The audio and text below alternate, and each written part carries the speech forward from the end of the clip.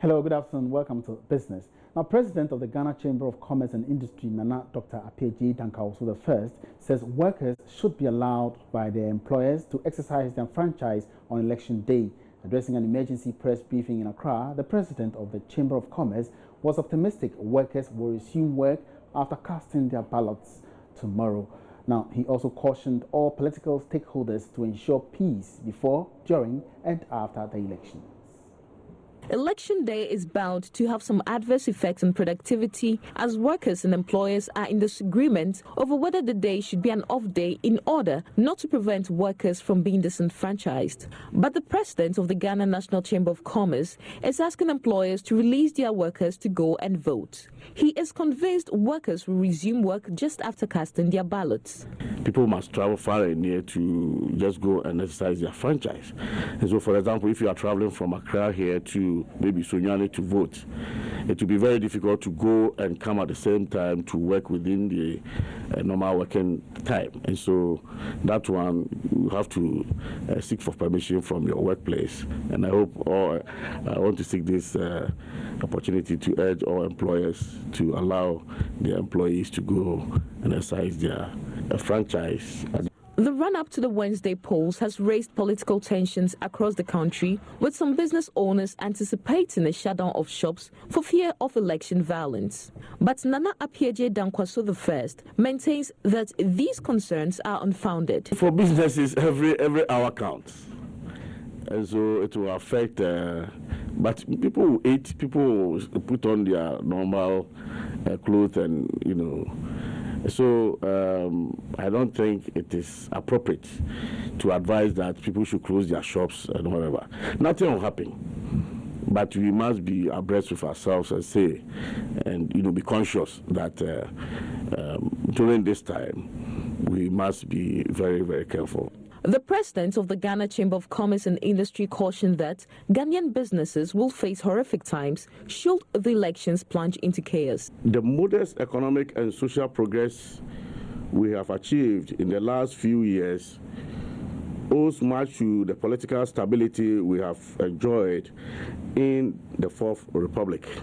We should not take the peace and stability in the country for granted. The business community cannot thrive without peace and stability.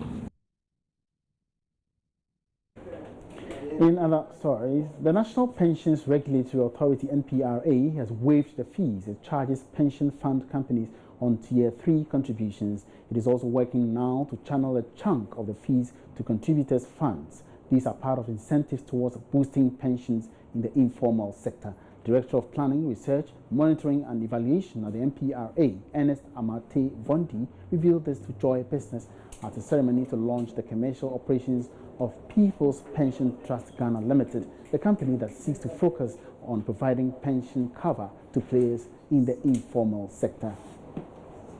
National Pension Regulatory Authority (NPRA) has not only waived the fees on Tier 3 contributions, but is also to channel a chunk of the fees to contributors' funds. This, according to the authority, should provide the requisite incentives for developing pensions in the informal sector. The Director of Planning, Research, Monitoring and Evaluation at the NPRA, Ernest Amate Vondi, revealed this to Joy Business at a ceremony to launch the commercial operations of People's Pension Trust Ghana Limited, the company that seeks to focus on providing pension cover to players in the informal sector. As a way of encouraging them, the fees that is chargeable by the regulator is being waived in the manner that the administrators of those schemes, the corporate trustees, will be able to get some more funds to be able to handle their activities. In addition to that, some part of the fees that are supposed to come to the regulator also goes to a contributor, so that the kind of money that they get at the time that they go on retirement will be enhanced.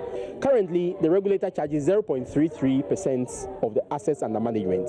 This time around, we want to waive that 0.33%, so that the administrator of such a scheme, that's the corporate trustee, will take 0.16%, of that, and then the contributor gets 0.17% of that. All goes to enhance the contributor's retirement income security. In the same light, the authority has also now made more flexible the investment policy guidelines for companies that provide pension services in the informal sector. For instance, the earlier guidelines focus so much on investment of the monies in government securities, and it's left at that. This time round, a much lower percentage of the funds is allowed to be invested in government securities. Don't go beyond 60%. Now you can invest more in equities, you can invest more in collective investment schemes. I'm talking about mutual funds and unit trusts and so on.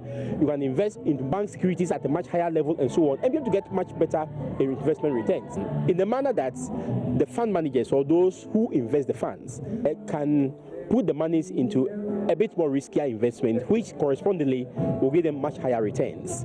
The National Pensions Regulatory Authority has already hailed as timely for the development of pensions in the informal sector the commencement of operations of People's Pension Trust Ghana Limited, the company that seeks to focus on providing pension cover to players in the informal sector. And that's all in business for now. Many thanks for watching. More stories coming up. Don't go away yet. My name is Emmanuel Abuaji Riafi.